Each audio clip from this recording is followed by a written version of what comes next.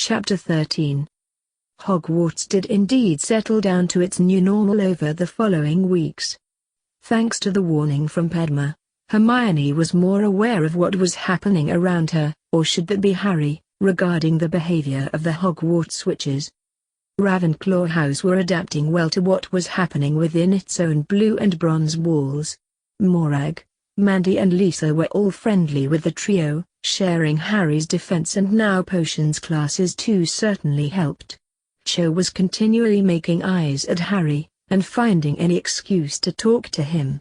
In these situations, Harry was polite but nothing more.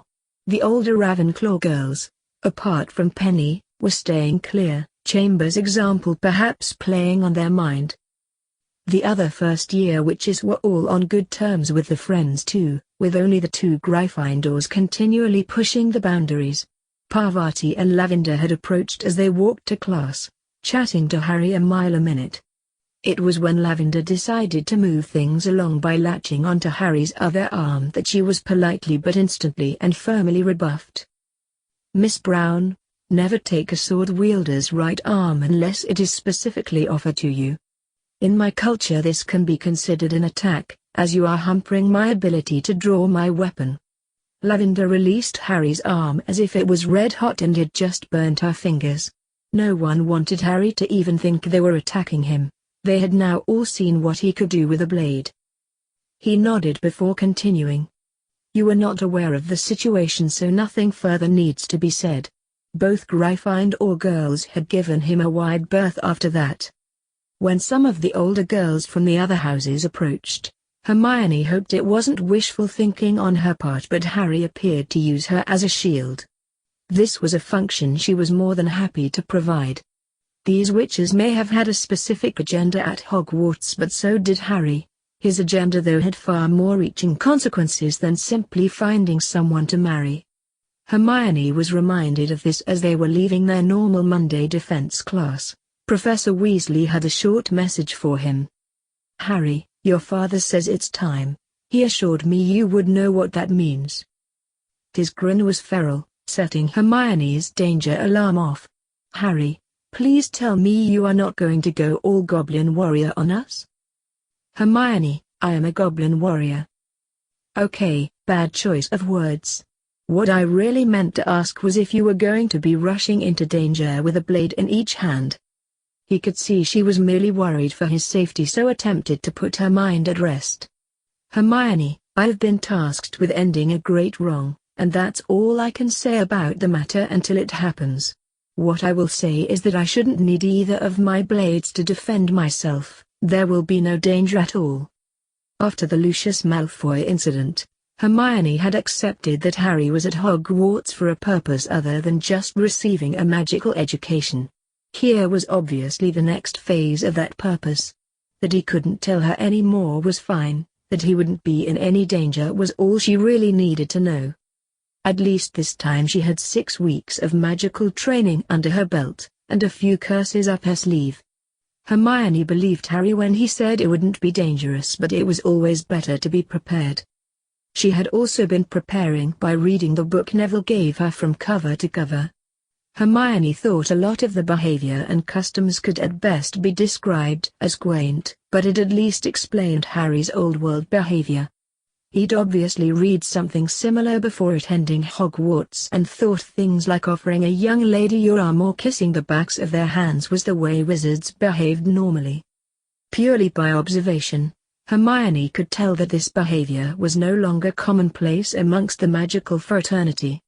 Perhaps it was now only used at the most formal of occasions or functions, but the young witch wasn't too bothered about that. Since she was currently on Harry's arm, and it was her hand being kissed, it would be a cold day in hell before Hermione as much as raised the subject with her best friend. Hermione could only hope Harry had reached the same conclusion, but enjoyed having her on his arm too much to stop. Her latest mini faux pas against Goblin culture set her mind racing. She didn't rush to the library because Hermione was sure the best source of the information she required was currently walking right beside her. "Harry, I've read that book Neville gave me on ancient and noble houses. It was very insightful, A brilliant source of information for someone like me with no magical background. I was wondering if there was a book like that on goblin culture. I could see if it was in the library or order it from the bookstore. Harry had actually stopped walking as Hermione's question set him thinking. The short answer is no, there are no books. I think the reason for that is probably because no one has ever been interested before. Okay, confused again.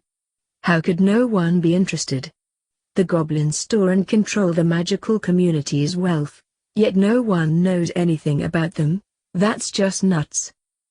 It was a chuckling Harry that started them off down the corridor again as he answered his best friend.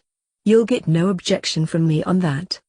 I think the reason there may be no books is that they really need to be written by an outsider observing a culture that's different to their own. Goblins tend not to let strangers get too close. He could see Hermione struggling with that concept, so tried to give her an example.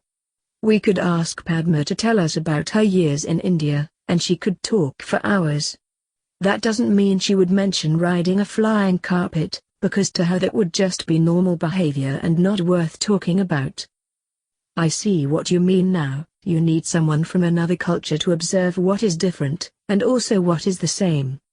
Exactly, goblins always hold their beheading mole parties on the last Friday of every month. Who knows when wizards have theirs? Harry Crow, don't you dare. I get more than enough teasing from Padma without you starting to. Why, Miss Granger, is that any way to talk to your only source on all things goblin? Hermione let out a groan.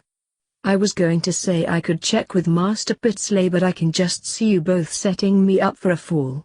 Just remember, Crow, you're staying with me for the Christmas holidays. I'm your only source for all things Mull, and payback can be a bitch. She tried to be stern but couldn't quite manage it. Both of them ended up laughing as they made their way back to the Ravenclaw common room. In the Gryffindor common room, Neville was trying to prepare for this week's potions lesson. Ron was bored though, and kept pestering him to play wizard chess. Go and ask Seamus, I'm busy, Ron. Dean's telling him all about that football game again. Did you know they played it on the ground? 22 players and only one ball, bloody mental if you ask me. Ron, I didn't ask you. I'm actually trying to get some work done here. When he took the time to actually look at what Neville was doing, Ron got the distinct impression he was being conned. That's potions. You said this goblin creature never gave out homework. It wasn't a question, more like an accusation. Master Pitsley doesn't have us writing essays. He does expect us to know everything about the potion we will be brewing before we step into his class.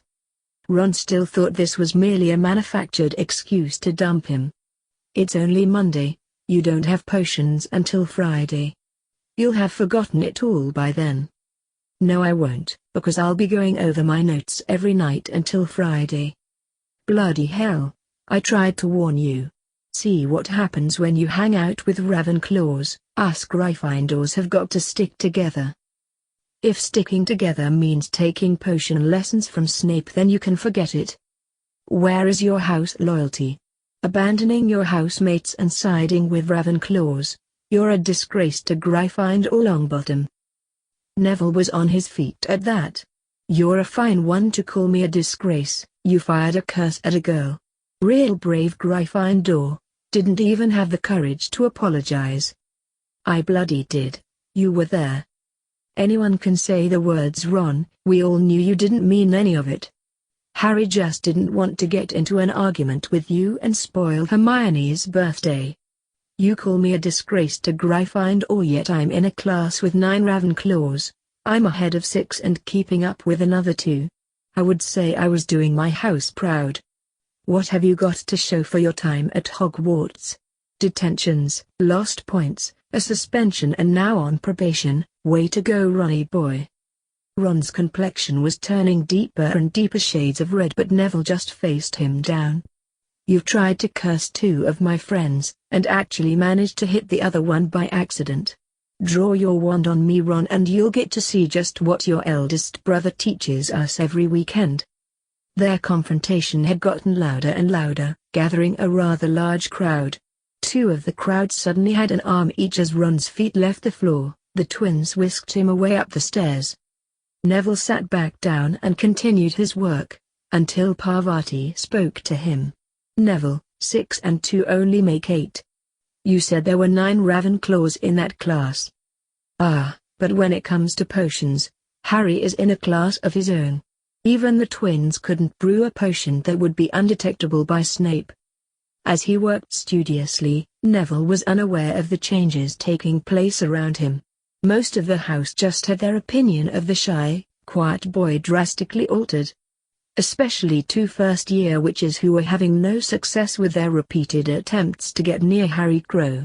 Neville Longbottom might just turn out to be a rather fine replacement. Bill also had a Weasley harping on at him while he attempted to accomplish a task he should have known better.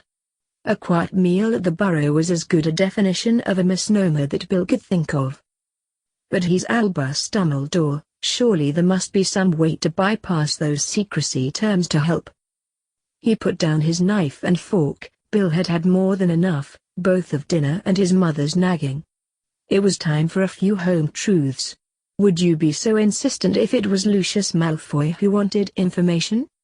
Don't be ridiculous, he's a Death Eater who used his money to avoid Azkaban. Yet to a goblin, both are classed the same. Dumbledore has been barred from Gringotts for a decade. That was over a misunderstanding. Bill finally lost it at his mother. If that's the story he's putting about, then it makes him a liar too. "I'll tell you about your great Albus Dumbledore.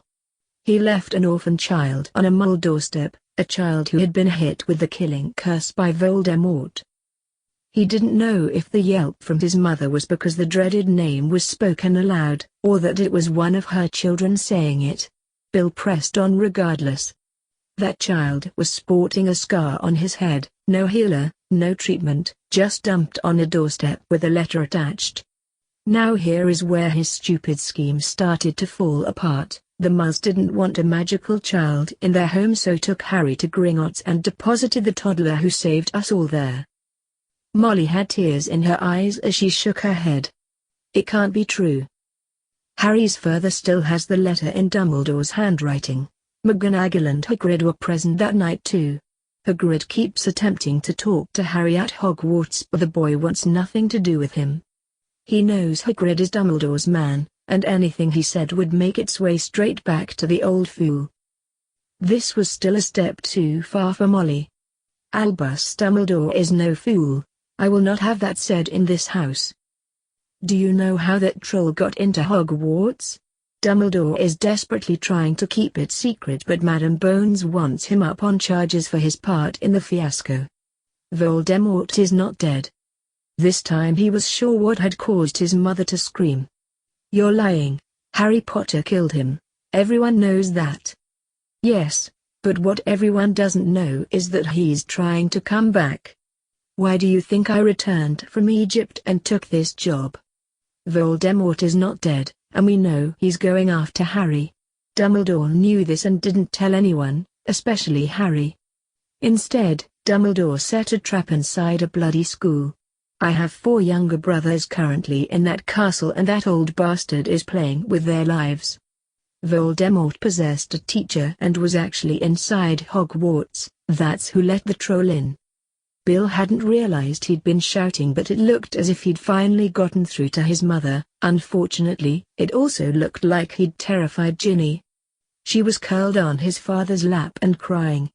"The goblins are doing everything in their power to help that young man. I have no idea what Dumbledore is up to. As a Weasley, my position on this matter should be crystal clear, against the dark and for the light. My champion though is not some old wizard who likes to play games, but a young man who defeated Voldemort once before. I am on the side of the goblins because they are backing Harry to the hilt, as am I." Arthur was trying to soothe his daughter but really needed to know something. "How much of this is known within the Ministry?" Fudge and bones whether the day Harry laid most of the Voldemort stuff out, that was also the day he took down Lucius Malfoy. The details of what Dumbledore did to Harry, I got from his father. Dumbledore is the head of the Wizengamot, yet it took one of my students to do what should have been done years ago. With Gringotts backing Harry's actions, Malfoy has legally been stripped of his wealth, and with it most of his power too. Events at the Ministry began to fall into place for Arthur. I wondered why there was a sudden recruitment drive in the ERA department. We were left wondering if Amelia had finally gotten something on Fudge. That was probably her payoff for Malfoy not standing public trial. The Minister would be too afraid of just what Lucius might reveal under Veritaserum. Molly's mind though was stuck on one single fact, a single fact that would change her outlook forever. You know who was near 4 of my babies, and Albus bloody Dumbledore never even mentioned it. Bill knew what his mother's next action would be, and tried to head it off. Mum, don't mention we had an argument over this. By all means say you've heard a certain rumor, just not where you heard it. It might be fun to hear what excuse he comes up with. I trust Dumbledore about as far as I could throw Hagrid. Arthur was busy trying to comfort his daughter. It's okay, Ginny. Your brothers will be safe inside Hogwarts. What about my Harry? Bill said the bad wizard was coming back for him. Bill couldn't let that go. I thought we talked about this, Ginny. He's not your Harry. You've never even met him. Bill, it's just a harmless infatuation. No, Dad. It's not healthy and should have been discouraged years ago. The last thing I want to see is Ginny getting hurt, but that's exactly what's going to happen if she doesn't stop this now. How do you think Ginny's going to react when she discovers this whole boy who lived fantasy she's constructed is just that, a fantasy? He absolutely hated to see his sister cry, but this needed to be said. Ginny's fantasy will inevitably come crashing down around her ears. Harry doesn't even know she exists and already has his own set of close friends. At this point she will be heartbroken, and 600 miles from home. The twins and Percy are barely coping with Ron's problems. Do you honestly think they will be able to handle something like this? How do you know Harry won't like me? You can't possibly know that. He tried to phrase his answer in a way that would be as gentle as possible for his sister to take, yet at the same time get his point across. Harry Crow is a very serious young lad, only the fact that he's in first year gives his age away. If you didn't know that, you would swear he was older. His friends are also really serious about their studies and being his friend. Every weekend I think I've pushed them too hard, yet the following week they're back and eager for more. They are rattling through the defense course, doing the same with potions and near the top of all their other classes. I have no idea what level they'll be at by the time they're ready to start second year. Bill could see this was not well received, and knew the next bit it would be even less so. We already have one Weasley at Hogwarts disgracing himself due mainly to his immaturity. We really don't need a Weasley fangirl following Harry around like a little lost puppy. The fantasy needs to stop here before Ginny gets really hurt. I'm not saying she'll never be friends with Harry, I'll even introduce her, but this fantasizing over a boy she's never seen, never mind met, is not going to end well. Ginny focused only on one part of what her brother said. You would introduce me to Harry? Bill was torn. He wanted his sister to put this behind her, but Ginny clearly hadn't. Introducing her to Harry might just be the shock Ginny needed to get over this infatuation, especially if Harry had a certain young witch on his arm. I'll introduce you to Harry when he gets off the express for the holidays. He could see her eyes practically sparkling at that, but had to give a warning. Harry's going to be spending Christmas with his best friend. Hermione asked both him and Padma to spend the holidays at her house. It looked as if Ginny had been told she'd won the Prophet Grand Draw, only then to be informed there was a mistake. His best friend? Isn't that the girl Ron mentioned as his girlfriend? Hermione Granger currently wears a goblin-made gold bracelet that's inscribed Harry, Hermione, best friends forever. Harry gave it to Hermione for her 12th birthday. Bill felt as though he was having to be cruel to be kind with Ginny. He'd watched as witches older and far more developed, both emotionally and physically, than Ginny had been rebuffed by his student. They were mostly mature enough to accept the knockback. Ginny wasn't. He watched as his sister made an excuse before heading up to her room. Arthur waited until she had left before confronting his oldest. Was that really necessary? Yes, Dad, it was. You've been filling Ginny's head with this boy who lived nonsense for years. It's only a children's storybook. To us, yes, but Ginny believes every word of it. Why shouldn't she, her father, read it to her? The difference between this and Babbity Rabbity is that little girls don't grow up thinking they're destined to marry the hero and live happily ever after, and then have to go to school with the hero. She's only 10. Ginny isn't thinking anything of the sort. Bill knew Ginny was his father's favorite. The entire family knew it, but he still saw his daughter as much younger than she actually was. It would be a big wrench when Ginny left for Hogwarts next September. Dad, I found Ginny on her bed crying her eyes out, clutching that bloody book. Do you know why? Ron told her Harry already had a girlfriend. It's one thing to daydream on what you would like to happen in life. Ginny is struggling to tell her fantasy from real life. I've been trying to convince her he's nothing like the book, but now she seems ready to fixate on Harry Crow. Maybe seeing him in real life will shock her out of this. If not, we've still got the next 8 months to think of something. Molly was shaking her head. I always thought the twins were our biggest problem. Now I'm not so sure. Ron's in far more serious trouble than they've ever been, and Ginny seems set to bring us a whole new set of problems. Where did we go wrong with those two? Bill had some words of comfort for his parents. Neither Ron nor Ginny are bad kids, both just need time to grow up. It will be keeping them in Hogwarts while they do their growing that might be the problem. As the first years were leaving Charms class next day, Parvati thought she would make her move before Lavender got in there first. Harry and Hermione were in front, with Neville and her sister just behind them. There wouldn't be a better opportunity. Why, Mr. Longbottom, I thought you were a gentleman. Your friend the Mr. Crow is showing the way, so why don't you have a young lady on your arm? Neville noticed rather a lot of people were now looking at him. This Neville though had good friends who gave him the confidence to do what he needed to. You are correct, I apologize for my oversight. Miss Patil, would you do me the honor? Parvati was overjoyed her ploy had worked, that it was until she saw Neville offering his arm to her sister. Why, Mr. Longbottom, I would be delighted. Padma was walking away on Neville's arm, but she still took time to turn her head round and wink at her twin. Thanks for that, Padma, your sister and her friend are a little too clingy for me. Oh, no problem, Neville, I'll guard your body anytime you like. This is wonderful material for teasing. Do you think it would be too cruel to thank Parvati? I was working along the lines of her remark bringing us together. If she hadn't said anything, who knows how long it would have taken for you to ask me out. She couldn't hold her laughter as Neville's jaw dropped lower and lower.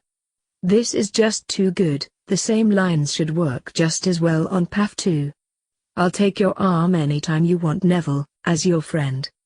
After the panic had passed, Neville found it was quite nice to be teased by a friend.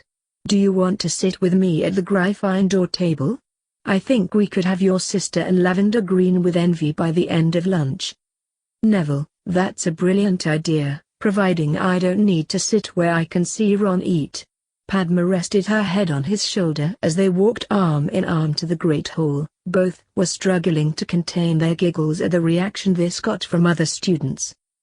Hermione noticed exactly what was happening with her friends. She barely managed to smile though. All her concentration was on her best friend. It's going to be soon, isn't it? Goblins are masters of hiding their emotions. Impossible to read. Sometimes it scares me just how well you can tell practically what I'm thinking. Remember, no one will be in any danger. Now let's both go and attempt to eat some lunch. Hermione didn't have too long to wait. The hammer fell their very next class. Professor Binns was droning on as usual, and as usual half the class was struggling to stay awake. That all changed when Harry Crow stood. This could be history in the making. Harry waited until the professor noticed him standing there. As Hogwarts champion, I can no longer permit you to continue inflicting this torture and lies onto students. As a goblin, you disgust me almost as much as that butcher you called grandfather. How dare you sully my grandfather's good name? He died a hero, fighting in the Goblin Rebellion of 1612. Bloody Binns and his band of cutthroats were responsible for starting what you refer to as the Goblin Rebellion of 1612. They didn't die heroes, they were tried, convicted of their many crimes and sentenced to goblin justice. Binns was putting more emotion into this argument than anyone had ever seen him use during teaching. No one would be falling asleep in this class. By what rights do goblins try wizards? They should have handed them over to the ministry, where they could have received a fair trial. Where they could have been released by wizards who thought the same as them, that murdering goblins was not a crime. They expected to be released and boasted of their atrocities, all thought the purity of their blood protected them. Guess what, Professor? Dragons don't give a shit how pure someone's blood is. They just chew you up. If a ghost could appear shocked, Binns managed it. Their bodies were fed to dragons? No, they were thrown still alive into the dragon pens. They screamed for mercy but received the same they had shown us, none whatsoever. You lying goblin bastard. Binns literally flew at Harry, but not having a body rendered his attack harmless. The rest of the class were shocked, both at Binns' actions and Harry's description of what the goblins did to their prisoners. Only Hermione was brave enough to ask a question. Harry, do goblins really throw people in with dragons? Only for the very worst atrocities, Hermione, and only after a fair trial has found them guilty. Just about every culture has or had some form of death penalty, none were ever pleasant. From being burned at the stake to beheading, hanging to having your soul sucked out your body by one of the foulest creatures on the planet. That last one is currently Wizarding Britain's answer to the problem. What did they do, Harry? This was something Binns have never experienced in all his years of teaching. He wasn't sure how to handle the situation but tried to reassert his classroom authority. They didn't do anything but were killed by vicious goblin raiders. My father told me the story since I was a little boy. I grew up with this. You think I don't know what happened? Harry remained very calm as he answered Binns, there was no point in losing your temper to a ghost. If that is your only source of information, then yes. We live in a community where no one ever checks information. It said so in the Prophet, so it must be true is not an acceptable method to prove the truth. I'll tell you what really happened. Binns was incensed at this. You will sit back down and shut up, boy. There will be no goblin propaganda spouted in this class. You are right about one thing, Professor. There should be no propaganda here. This is a history class, yet you have used your position to preach anti-goblin propaganda for almost 3 centuries, installing fear, mistrust and even hatred against us into children placed in your care. That all stops today. I intend to tell everyone the goblin version of events and let them make up their own minds to who's telling the truth. 50 points from Ravenclaw, and it will soon be 100 if you don't sit down at once. The truth is far more important than any number of house points. It's time for some real history to be told in this class. You see, goblins didn't always live only under Gringotts. They were forced to live there by treaty. It's all covered in OWLs. It may be covered, but it's all lies, lies that have slowly become what is now regarded as fact. This happened because a certain professor has deliberately fed the same lies to everyone who has passed through Hogwarts for the last 280 years, man and ghost. Do you know British OWL and Newt passes in history aren't recognized outside this country? The rest of the world realizes what he teaches is wrong, biased and disproportionate. It's one supposed goblin rebellion after another supposed goblin rebellion. The entire course has become a joke, but still nothing is done about it. It was a shocked Terry Boot who asked the question that they were all struggling with. Why would they teach us something they know is wrong? Ah, You're forgetting, Terry, the people in power were all taught the same shit we are being fed, by the same professor. Even the author of our textbook, Bartilda Bagshot, was taught her history classes by Binns. She apprenticed under him. Is it any wonder the writings much Binns' accounts of things? In this country she's hailed as a great historian, outside Britain she's ignored and even thought a touch mad. Is that what you are trying to do here, boy, tear down reputations people have spent decades building? It's better than tearing down dwellings, just because the occupants are goblins. That's what bloody Binns did, male, female, child. It didn't matter to them as they slaughtered every goblin they could find. They didn't want goblins living amongst what they called good wizards, so they systematically set about slaughtering those who dared pollute what the purer bloods considered theirs by birth.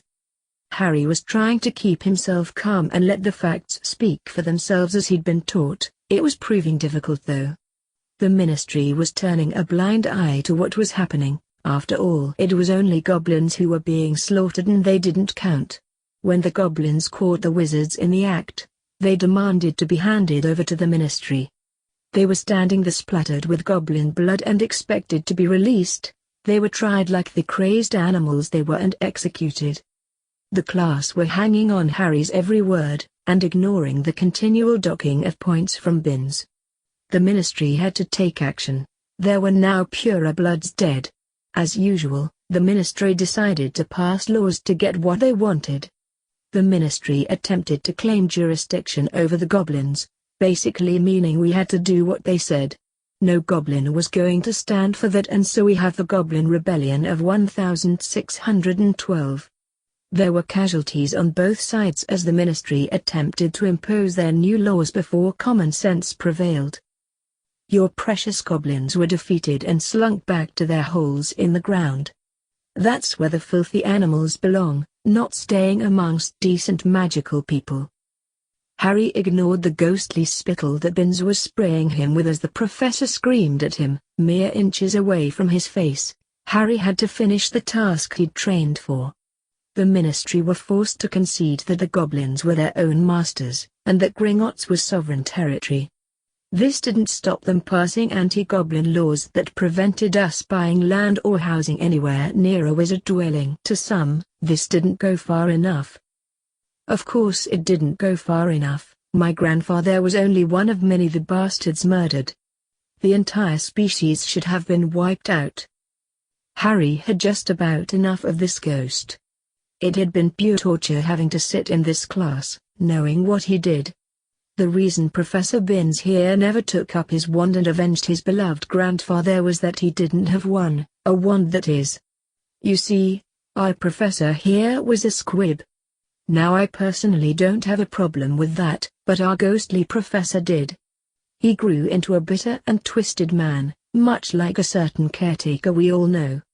His only purpose left in life was revenge against the race of creatures he wanted to see exterminated. Typical goblin, honeyed words to your face while they stab you in the back. Not content with murder, you robbed the Binns family blind. We lost everything. Yes, the Binns family lost their home, land and gold, but not to the goblins. Your father was barred from Gringotts for an incident that he was lucky to escape with his life, leaving you to inherit the family fortune when you came of age. I never received a canute. You goblin bastards stole everything. We took only the agreed vault rental, until the vault was closed by the Ministry. It was the purer bloods of the Wizengamot who passed the law that squibs couldn't inherit purer blood fortunes. They also sneaked a clause into the agreement of 1612 where, after a century, those unclaimable vaults passed to the Ministry. Since they were effectively robbing their own, we goblins took the view this was none of our business. This was information Draco had a vested interest in. Are you saying the Ministry claimed the Binns family vault? Vault, land, home and all family possessions. Everything was sold to swell the Ministry's coffers. When his father died, the professor here was forced to seek a job in Hogwarts as he couldn't even access the home he'd been raised in. He died just before the century was up, so at least didn't see the Ministry take everything, but he refused to cross over because he had unfinished business. Yes, I have unfinished business, to ensure wizards are never taken in by you thieving, lying, murdering goblin bastards ever again. Phileas had been alerted that something was wrong when the Ravenclaw points counter began spiraling downwards. He could only think of one person capable of wiping out the entire total of accumulated points in a single period. The Ravenclaw head of house entered the history classroom and witnessed a ghostly professor screaming in a most unprofessional manner at one of his students. Seeing Harry was unfazed, and in no danger, Phileas decided to just observe for now. Even in death, he wouldn't give up his life's work. Ensuring relationships between goblins and wizards never progressed beyond where they are today, strained at best. By teaching lies to generations of children, wizards and witches are taught that goblins are to be feared and detested, never trusted. I'll bet every witch and wizard in this room, apart from the Mole-born, have been taught only one thing about us from their parents. Never mess with a goblin. Binns was still shouting, though he had given up all pretense of justifying his behavior as anything but revenge. You ruined my life and I won't rest until I have my vengeance. I'll cross over when every last goblin in the country has been slain. Knowing I played a small part in that will be enough for me. When you cross over is nothing to do with me. I cannot allow you to remain in the castle. The ghostly professor actually laughed at this. What are you going to do, goblin lover? Hold an exorcism? You don't have the power to force me out the castle. I was here long before you were born, and still be here after the Dark Lord kills you. He has also promised to wipe your kind out. That was why I helped him so much when he was a student here. This revelation drew gasps of astonishment from the entire class. That revelation was unexpected, but Harry knew he had been now condemned by his own words. I can't, but others can. Have you heard enough? The 4 house ghosts passed into the room, all appeared grave. Helena spoke for all of them. Yes, young champion, we have. There was then a loud clang last heard at the sorting. The Bloody Baron took over. Hogwarts has spoken. She provided shelter and allowed you to continue with your passion to teach, only for you to betray her in the worst possible way. The Fat Friar was next. Systematically lying to her children to further your own aims is despicable. You are no longer welcome within these walls. Sir Nicholas then demonstrated the heads were united in this. You can cross over or be banished from the castle. Those are your only choices. The ghostly professor wasn't given any time to make a decision. Hogwarts had already made her mind up. Another loud clang, and it seemed as if invisible hands were dragging a screaming Binns through the castle walls. The headmaster came rushing into the class, having heard Hogwarts speak and instantly come to the same conclusion as Phileas as to who would most likely be responsible. He burst through the classroom door, just in time to see a Hogwarts professor forcibly ejected from the castle. His gaze also focused on the only student who was standing. Mr. Crow, I want some answers, and I want them right now. I'm glad you enjoyed that video/gameplay. Just remember to hit that like button, subscribe to the channel, and leave a comment down below. Until next time, goodbye!